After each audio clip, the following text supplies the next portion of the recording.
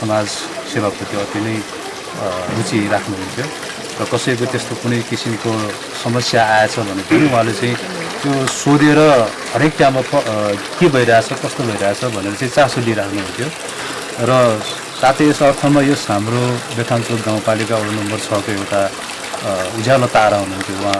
उहाँको नामले गर्दाखेरि हामीलाई पनि एउटा गौरव लाग्थ्यो खेल जगतको लागि र यहाँ भएका भाइहरूलाई पनि उहाँले चाहिँ खेल जगतमा चाहिँ प्रेरित गराउनुहुन्थ्यो। र दर्शकवृन्द अहिले हामी काभ्रे जिल्ला बेथानचोक गाउँपालिका वडा नम्बर 6 स्थित आइपुगेका छौँ। हिजो बेलुका जुन शनिबार 13 गते एउटा अप्रिय घटना हामीले सोच्न नसकेको एउटा अकल्पनीय घटना भन्नुपर्छ त्यो घटेको छ। हामीलाई मात्र नभए एउटा सिङ्गो नेपाली खेलकुद इतिहासमा नेपाली खेलकुद क्षेत्रमा एउटा चम्किला तारा हाम्रो माझबाट अस्ताएको अवस्था छ। त्यहाँदेखि नै मलाई धेरै सुझावहरू दिनुहुन्थ्यो। लगभग उहाँ चाहिँ हाम्रै गाउँमा एकजना रिटायरमा दिनुभएको थियो।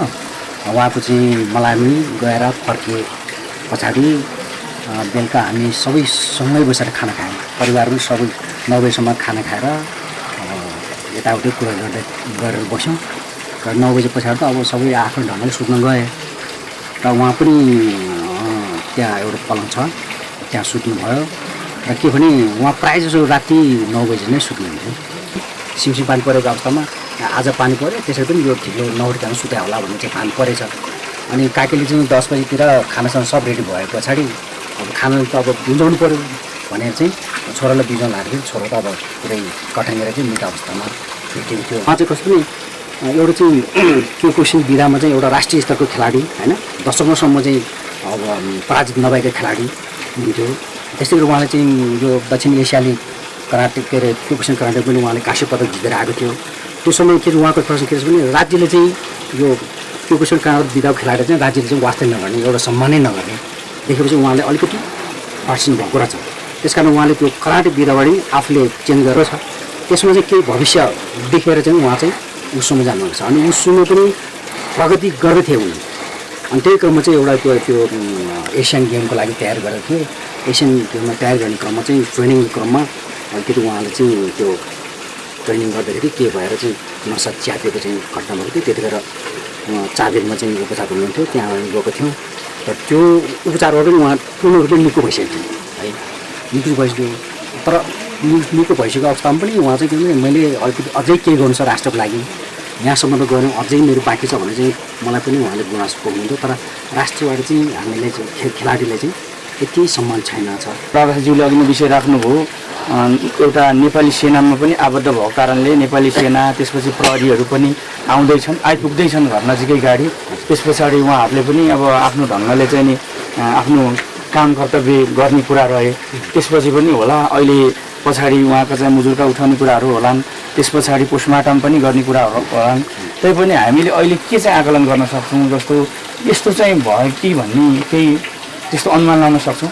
अनुमान त यस्तो घटना त हाम्रो यो गाउँमा पहिलोचोटि नै हो। त्यसमा कसरी चाहिँ के भयो भन्नेसम्म आकलन गर्न सक्छ। उहाँ सुतेको ठाउँमा पनि अक्सिजनको राम्रो व्यवस्था छ त्यस्तो अक्सिजनको कमीले भन्ने पनि छैन। यो के भने एउटा चाहिँ एकदमै असले कल्पनै गर्न नसक्ने किसिमको चाहिँ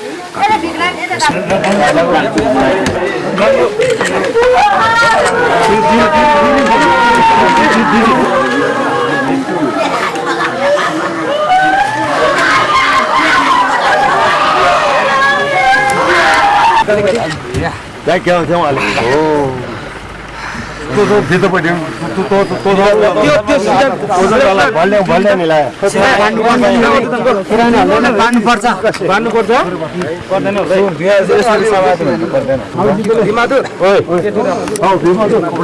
चारजना तल बस्ने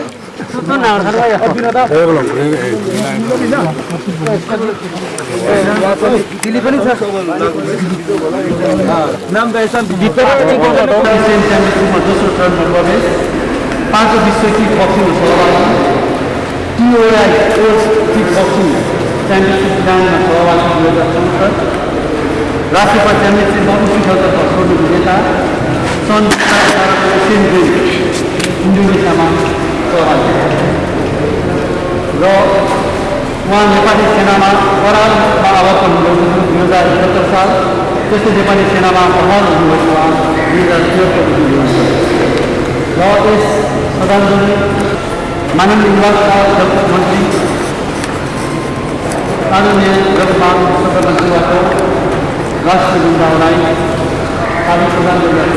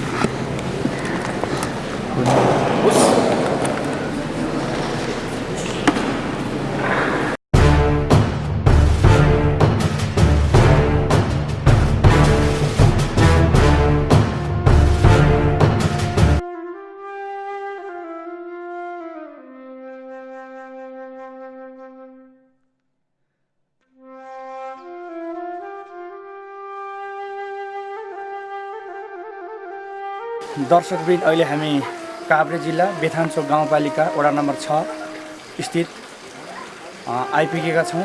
जो बेलुका जुन शनिबार 13 गते एउटा अप्रिय घटना, हामीले सोच्न नसकेको एउटा अकल्पनीय घटना भन्नुपर्छ, त्यो घटेको छ। हामीलाई मात्र नभए एउटा सिङ्गो नेपाली खेलकुद इतिहासमा, नेपाली खेलकुद क्षेत्रमा एउटा चम्किला तारा हाम्रो माझबाट अस्ताएको अवस्था छ। त्यो घटना हामीले आज बिहान प्राप्त भयो, हामीले थाहा पायौँ। त्यसपछि हामीले काठमाडौँबाट सिधा बिरमान लामा जो खेलाडी हुनुहुन्छ उहाँको घरमा, उहाँको निवासमा हामी केही समय अगाडि आइपुग्यौँ। अहिले यतिखेर 11 बजिसकेको स्थिति छ।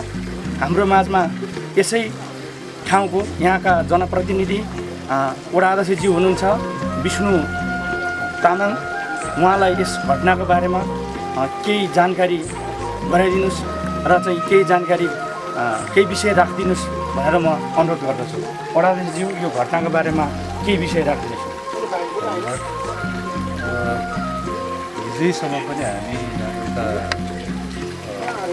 बुढी आमाको मृत्यु भयो, त्यसमा हामी मलामी गएका थियौँ र हामी सँगसँगै थियौँ र म लगभग 3 बजे त्यहाँको छुट्टी भाइहरूसँग छुटेर घरतिर लाग्यो र आज बिहान 10:15 साढे 10 बजीतिर यताबाट भाइले एकजना सङ्कलक भाइले खबर गर्नुभयो कि यसरी दिनमा भाइ चाहिँ यस्तो भयो भन्ने कुरा भयो।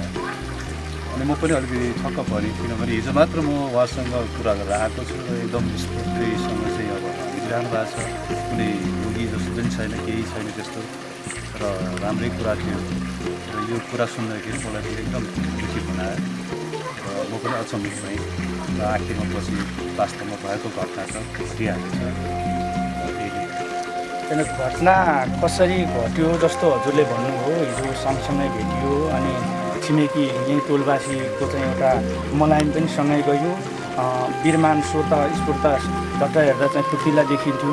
तैपनि यो घटना कसरी घट्यो जस्तो सिङ्गो देशवासीलाई रुवाउने खालको, विशेष गरी खेलाडीहरूको सारा चाहिँ देश विदेशमा रहेका नेपाली खेलाडीहरूलाई चाहिँ एउटा चाहिँ नि शोकमा डुबाउने खालको घटना घट्यो।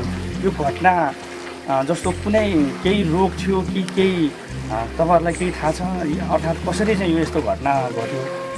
एकैचोटि चाहिँ भनौँ न कुनै बिरामी पनि नभइकन अब पक्कै पनि हामीले खबर पाएअनुसार सुनेअनुसार अब हजुरले पनि विषय राख्नुहुन्छ।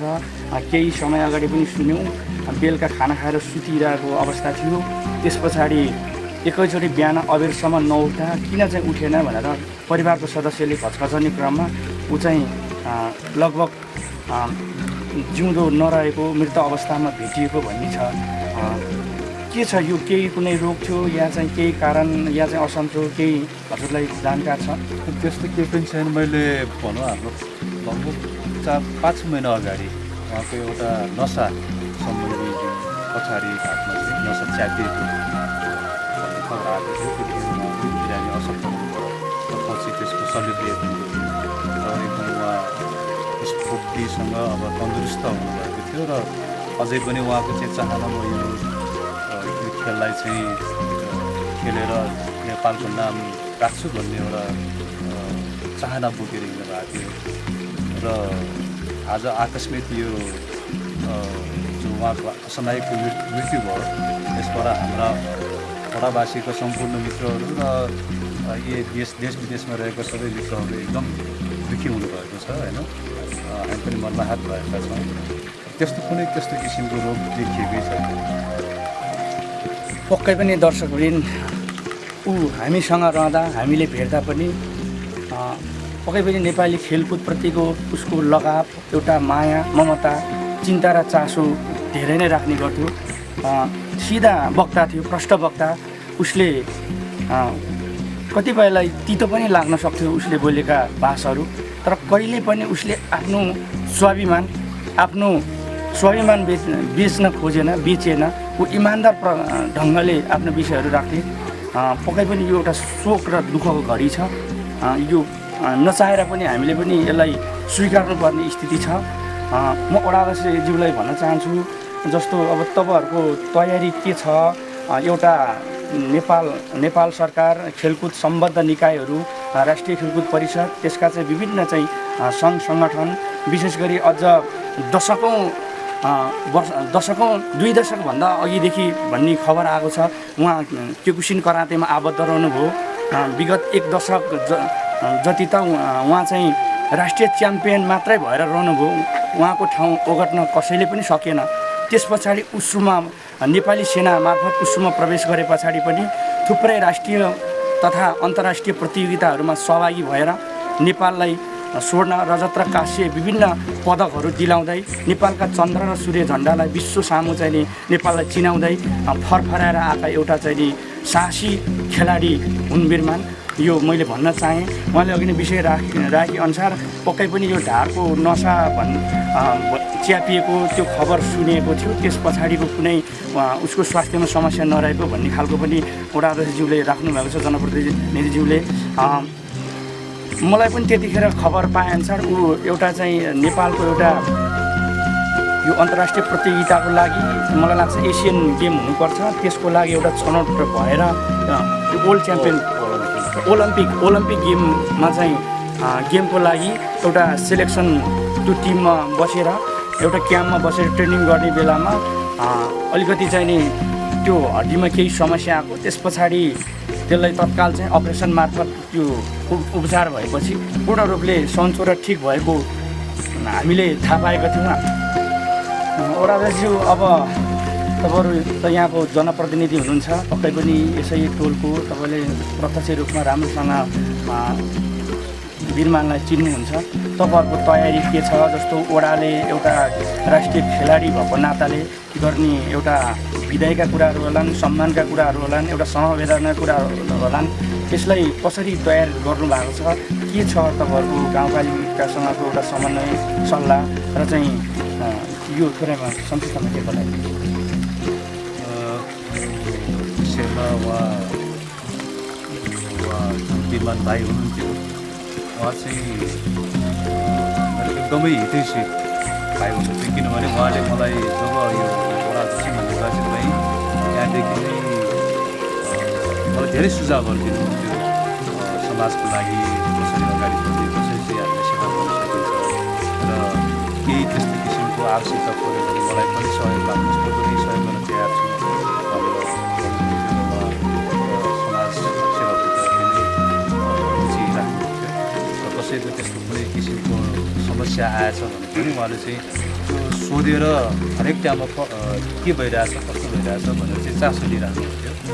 र साथै यस अर्थमा यस हाम्रो बेथाङको गाउँपालिका नम्बर 6 को एउटा उज्यालो तारा हुनुहुन्थ्यो। उहाँको नामले गर्दाखेरि हामीलाई पनि एउटा गौरव लाग्थ्यो खेल जगतको लागि।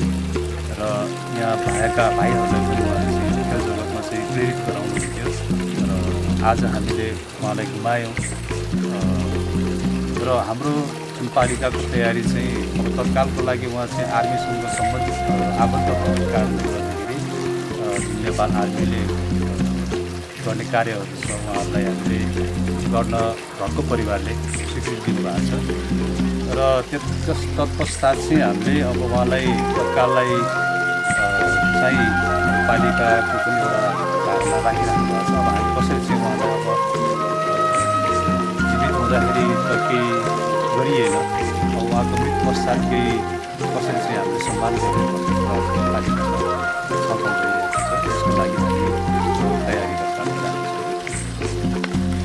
पक्कै पनि गाउँपालिकाले जनप्रतिनिधिज्यूले भनिसक्नुभयो उहाँहरूको एउटा छलफल पश्चात उहाँको विषयमा अर्थात् उहाँको परिवारको विषयमा पनि एउटा चाहिँ खेलाडी हो, आफ्नो चाहिँ जीवन रौन्जेलसम्म यो राष्ट्रको लागि व्यक्तिगत जीवनभन्दा पर गएर घर परिवारभन्दा धेरै पर गएर यो देशको लागि यो राष्ट्रको लागि एउटा लडिरहेको एउटा योद्धा हो, एउटा खेलाडी हो। उसको सवालमा हामीले गाउँपालिकामा एउटा चाहिँ छलफल गरेर त्यस पछाडि निर्णय गर्छौँ र पक्कै पनि आवश्यकता अनुसार आवश्यक पऱ्यो भने घर परिवारलाई पनि त्यो ढङ्गको एउटा चाहिँ रचनात्मक सल्लाह सुझाव र सहयोग पनि गर्छु भन्ने खालको एउटा प्रतिबद्धता पनि देखाउनु भएको छ। पक्कै पनि हामीले पनि त्यो आशा गरौँ। यहाँका चाहिँ नि सम्माननीय वडाध्यक्षजी हुनुहुन्छ, उहाँले पक्कै पनि खेलाडीको नाताले या उहाँले देशी मित्र भन्नुभयो, उहाँलाई चाहिँ रचनात्मक सल्लाह र सुझाव निर्वाचन ताकादेखि प्रत्येक चाहिँ टोल टोलको विकास निर्माणको काममा समेत उहाँले दिने भएको हुँदा पनि उहाँको विषयमा पक्कै केही न केही चाहिँ उहाँले निर्णय गर्नुहुन्छ भन्ने हामीले पनि अपेक्षा गरौँ, आशा गरौँ।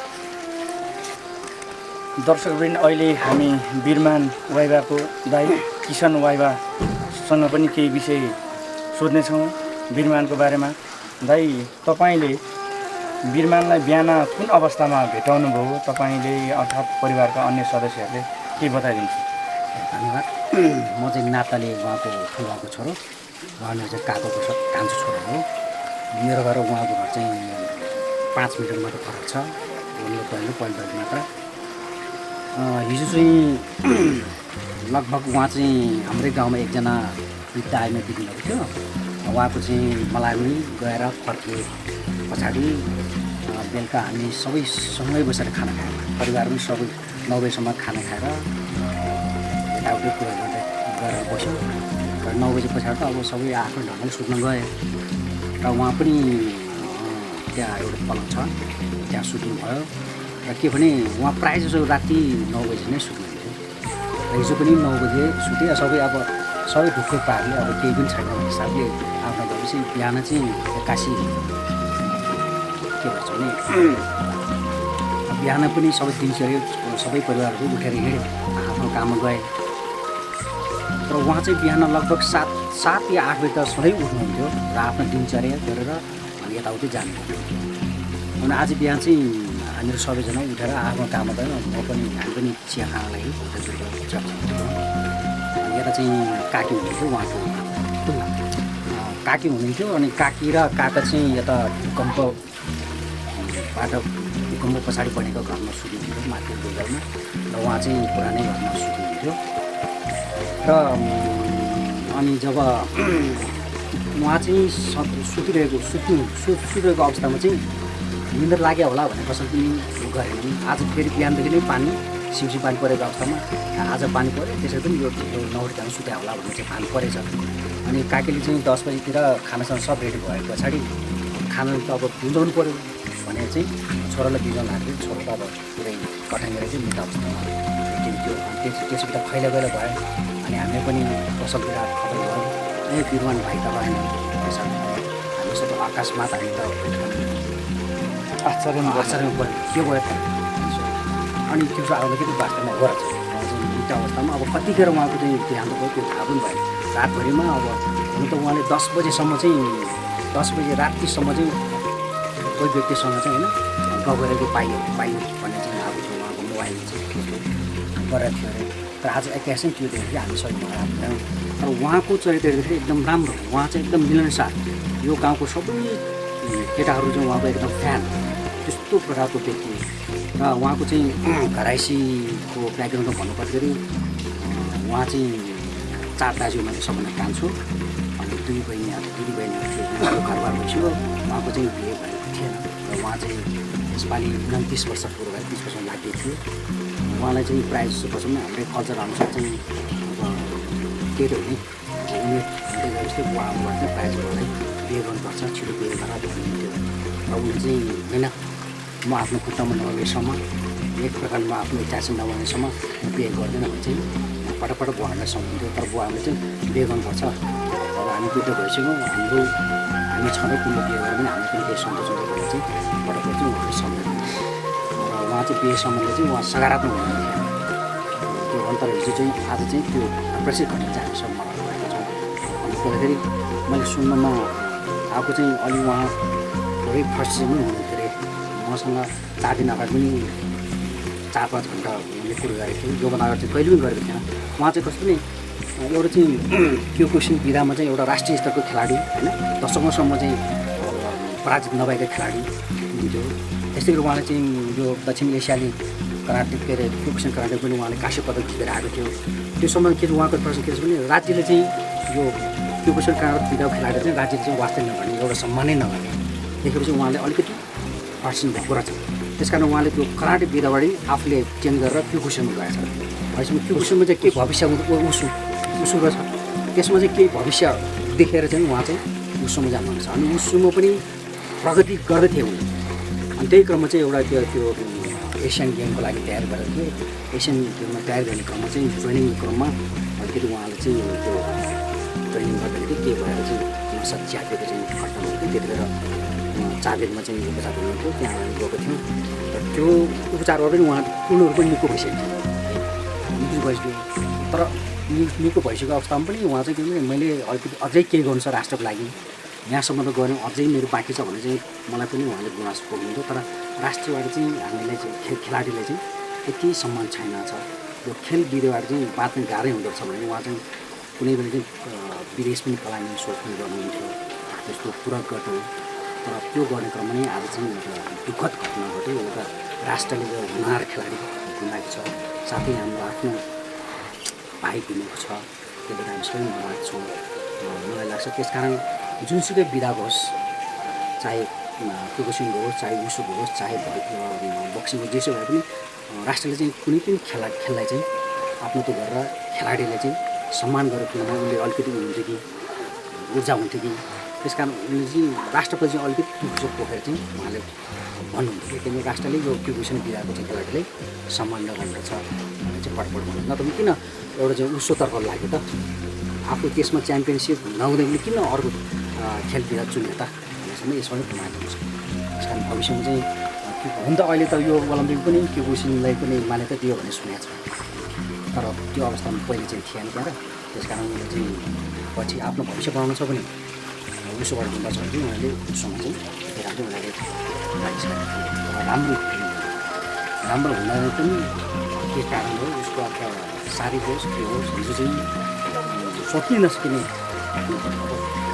बिरामी पनि थिएन राम्रै थियो अब दैनिक रूपमा खानपान गरेको अवस्था थियो तर बेलुका चाहिँ हिजो सुत्ने घटनासँग जोडेर हामीले कुनै आकलन गर्न सक्छौँ अर्थात् यो कारणले चाहिँ यसलाई यस्तो भयो भन्ने खालको जस्तो अब वडाध्यक्षज्यूले पनि अघि नै राख्नुभयो ऊ स्वस्थ थियो भनेर होइन परिवारका सबै सदस्यहरूले पनि ऊ फुर्तिलो थियो स्वस्थ थियो बिहान उठेपछि दैनिक उसको काम एक्सर्साइज व्यायाम गर्ने कुराहरू त्यसपछि आफ्नो काममा लाग्ने कुराहरू छँदै थियो सँगसँगै अब के चाहिँ हामीले आकलन हुन त अब वडाध्यक्षज्यूले अघि नै विषय राख्नुभयो एउटा नेपाली सेनामा पनि आबद्ध भएको कारणले नेपाली सेना त्यसपछि प्रहरीहरू पनि आइपुग्दैछन् घर नजिकै गाडी त्यस पछाडि उहाँहरूले पनि अब आफ्नो ढङ्गले चाहिँ नि आफ्नो काम कर्तव्य गर्ने कुरा रहे त्यसपछि पनि होला अहिले पछाडि उहाँका चाहिँ मुजुरका उठाउने कुराहरू होलान् त्यस पछाडि पोस्टमार्टम पनि गर्ने कुराहरू होलान् तै पनि हामीले अहिले के चाहिँ आकलन गर्न सक्छौँ जस्तो यस्तो चाहिँ भयो कि भन्ने केही त्यस्तो अनुमान लाउन सक्छौँ अनुमान त उस्तो घटना त हाम्रो यो गाउँमा पहिलोचोटि नै त्यसमा के कसरी चाहिँ के भयो भन्नेसम्म आकलन गर्न सक्छौँ अब उसलाई हुनसक्छ त्यो हुनु अगाडि उनलाई चाहिँ केही दुखेको के भएको हो भने त ऊ त उठेर गुहार माग्थ्यो होला त्यो पनि छैन तिम्रो फेरि ऊ पलङमा सुत्दैछ ऊ के गर्दो पलङबाट झरेर पनि के हुन्थ्यो होला सुन्थ्यो होला तर त्यो पनि केही पनि शङ्का लाग्यो तर बिहान एक्कासी सुतेको अवस्थामा चाहिँ उहाँ सुतेको ठाउँमा पनि अक्सिजनको राम्रो व्यवस्था छ त्यस्तो अक्सिजनको कमीले भन्ने पनि छैन यो के भने एउटा चाहिँ एकदमै कसैले कल्पनै गर्न नसक्ने किसिमको चाहिँ अहिले त केही पनि छैन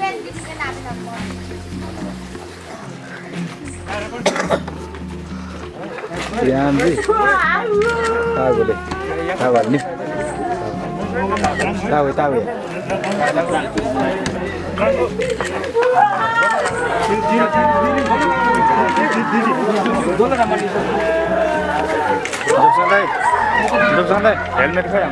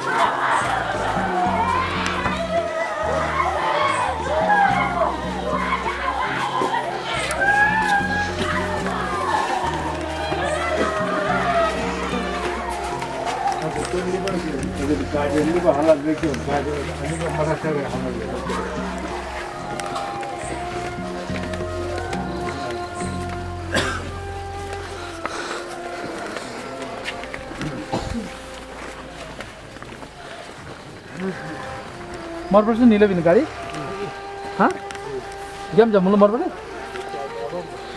हाँ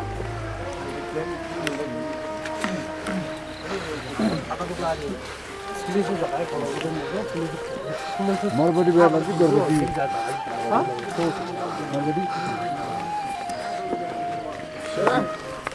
फेरि आइफोन मोबाइल भयो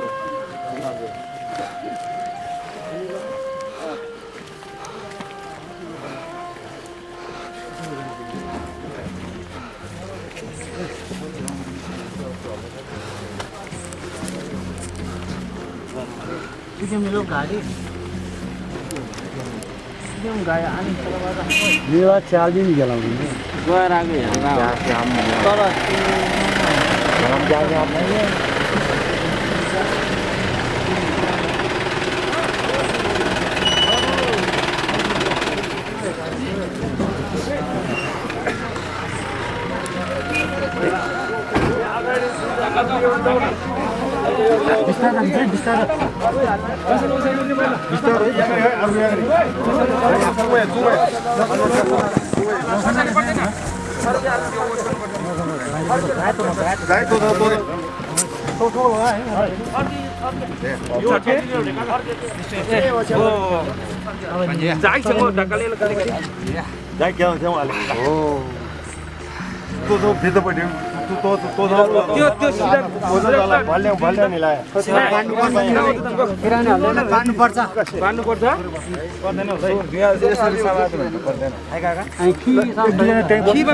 जानु परेन दुईजना मात्र बस्नु धेरै दुईजना धेरैजना बस्नु परेन है कहीँ बस्नु चाहिँ दुईजना दुईजना यहाँ बस्नु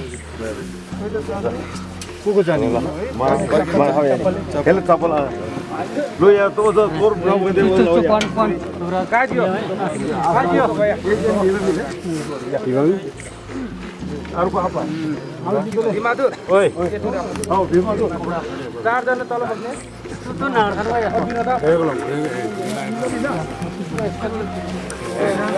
दिल्ली पनि छ नाम बेसन भित्र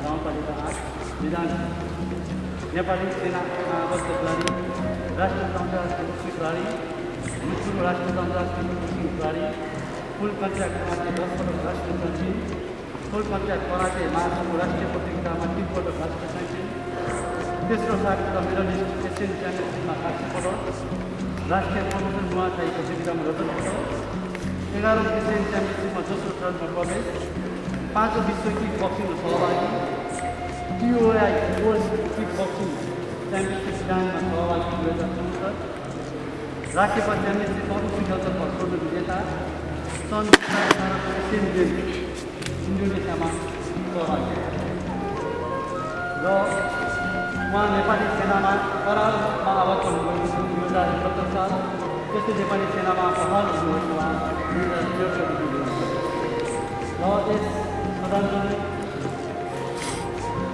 सभामा माननीय निवासका खेलकुद मन्त्री आदरणीय जगबहादुर प्रधानमन्त्रीबाट राष्ट्रिय जनतालाई आदि प्रदान गर्ने त्यस्तै क्रमशः राष्ट्रिय कृषि परिषदका सभापति रमेश कुमार राष्ट्रिय प्रशासन विभागको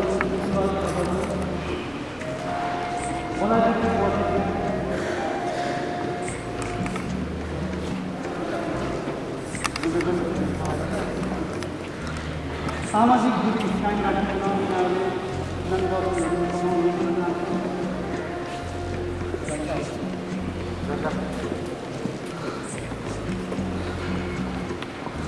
राज्यको सदस्य